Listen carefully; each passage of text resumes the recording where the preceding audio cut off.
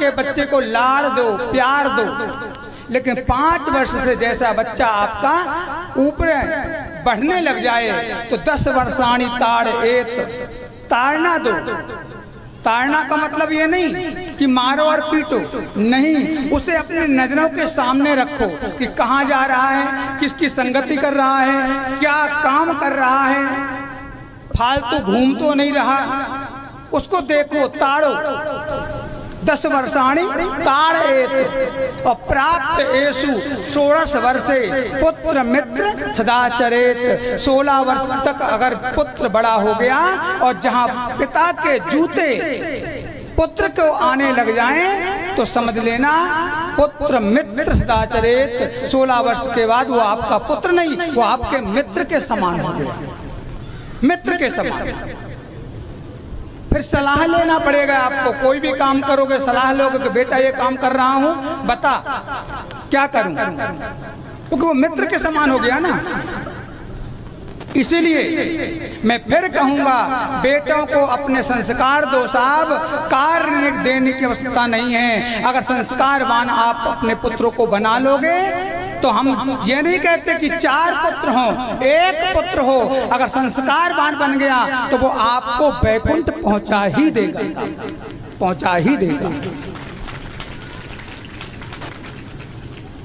क्योंकि भागवत कहती है कि जननी जने तो भक्त जने, जननी जने तो भक्त जने, या दाता या सूर, नहीं तो जननी बांझ रहे, काहे गमावे नूर। 4 पुत्र ना हो, 1 पुत्र हो, जननी जने तो भक्त जने, 1 पुत्र हो, वो 1 पुत्र परमात्मा का भक्त होना चाहिए, अपने गुरु का सेवक होना चाहिए। और जब परमात्मा का भक्त होगा, गुरु का सेवक होगा, तो माता पिता का सेवक तो वो जरूर रहेगा साहब, अपने आप सेवा करेगा माँ बाप, अपने आप।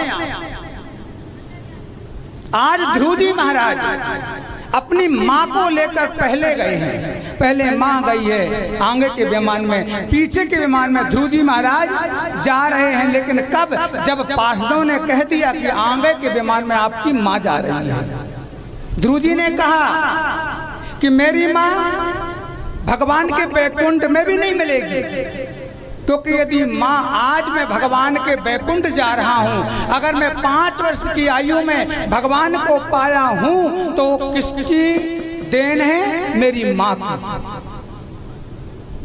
अगर वो 5 वर्ष की आयु में अगर मेरी माँ मुझे भटका दिया होता, अगर मेरी माँ एक कार्टून वाला मोबाइल दे दिया होता, बहला दिया होता, तो वो भगवान की भक्ति ना करता।